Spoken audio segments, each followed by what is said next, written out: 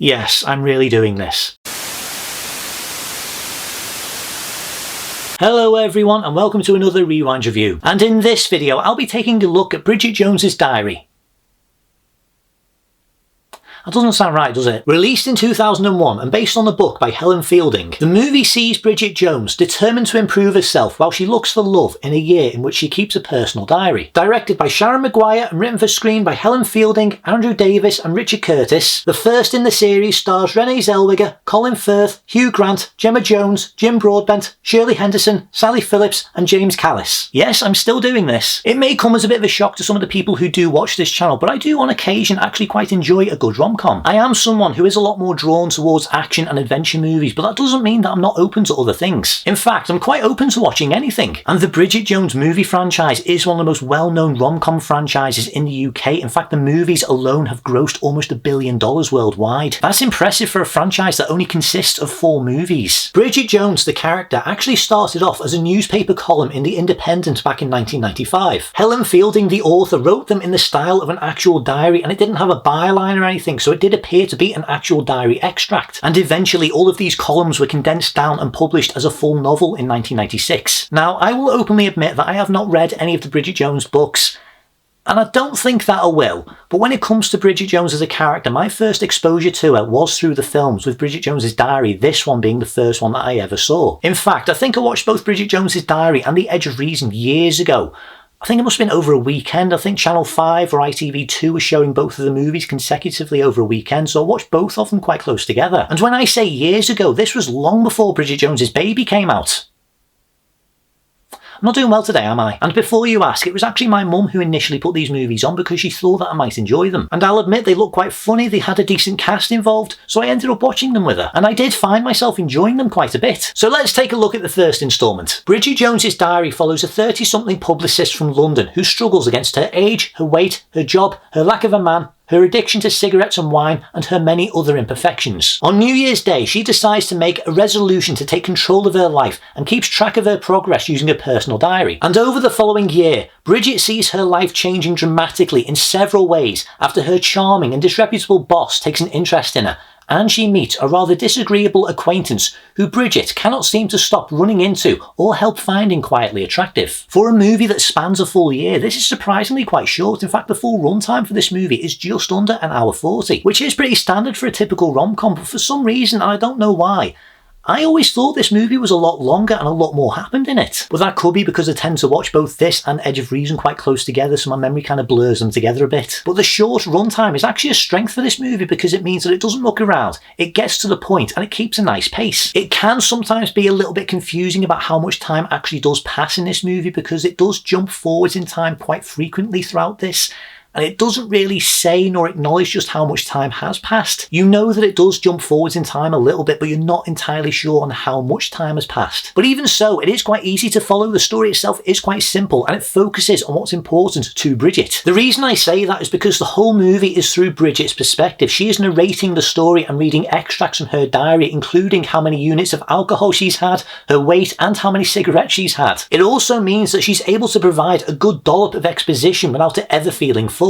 It's her internal monologue, and that's partly why she is so easy to empathise with and root for. Bridget Jones is the entire focus of this movie, so there is a lot riding on her being relatable, on her being likeable, and for Renée Zellweger to get right. And get it right, she absolutely does. It's kind of mad thinking just how divisive that casting choice was back when this movie was in first development, because these days you can't think of anybody else playing Bridget Jones. But back when they were casting this movie, a lot of people weren't on board with Renée Zellweger playing Bridget Jones purely because Renée Zellweger is American. I have actually looked into this quite recently and I did find quite a few of the other names that were considered to play Bridget Jones at the time, and there's some big names. There was people like Kate Winslet, Helena Bonham Carter, Cate Blanchett, Toni Collette, and even Rachel Weisz. So choosing the thin American actress with a very thick Texas accent It did ruffle some feathers, but fans of the character needn't have feared. Both Renée Zellweger and Shaun, the director, were fully aware of the pressure to get Bridget Jones right, and they did everything that they could to make sure that they met those expectations. And it really pays off, because Renée Zellweger is perfect as Bridget Jones. Not only does she do a brilliant job of embodying this character by finding the right balance of comedic and dramatic with a flawless performance, she absolutely nails the London accent too. In fact, Renée Zellweger is that good at the British accent that so many people who only know her as Bridget Jones are really surprised to find out that she isn't British. Honestly, it's one of the best London accents I have heard from an American actor before, and it's on par with things like Robert Downey Jr. as Sherlock Holmes and Charlie Chaplin,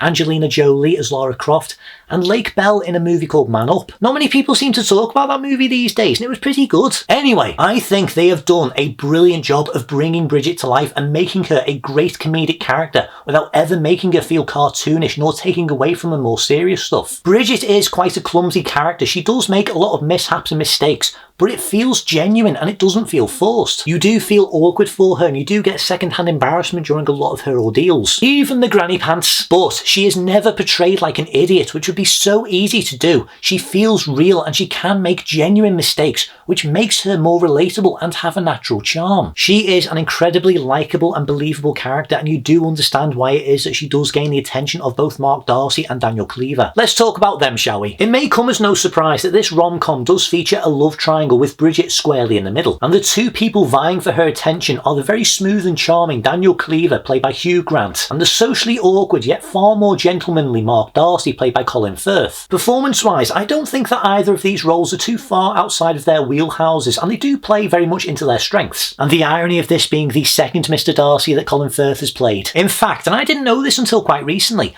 the book Bridget Jones was actually inspired by Pride and Prejudice by Jane Austen, and that's why there's so many connections and similarities between the two. Just a little fun fact for you. Anyway, Mark and Daniel are really fun characters. In fact, I think they might be my favourite characters in the movie, and it's really good just how much the movie emphasises the contrast between them, both very obviously and very subtly. For example, Mark Darcy is quite happy being around Bridget's friends, to the point where he actually does sit down and he has a meal with all of them. In fact, he actually helps cook the meal. Daniel isn't. It's very simple, and it speaks volumes about their character. Daniel is a very smooth character. He's very suave and sophisticated, and you get why it is that Bridget likes him, even if he is bad news. Mark is actually one of the characters other than Bridget that you do see change over the movie, partly because of how Bridget herself sees him. As I said, this is through her perspective. He's a very internal character, and there's a lot that happens with him that's left unsaid, but it makes sense considering what his character has been through. Undeniably, they both, as both character and actor, have great chemistry with Bridget Jones and Renée Zellweger, and their performances are really good. And the same can be said for pretty much everyone that does appear in this movie. I do think the performances across the board are great, including Bridget's mum and dad, who have their own separate story that goes on and unfolds across the course of the movie,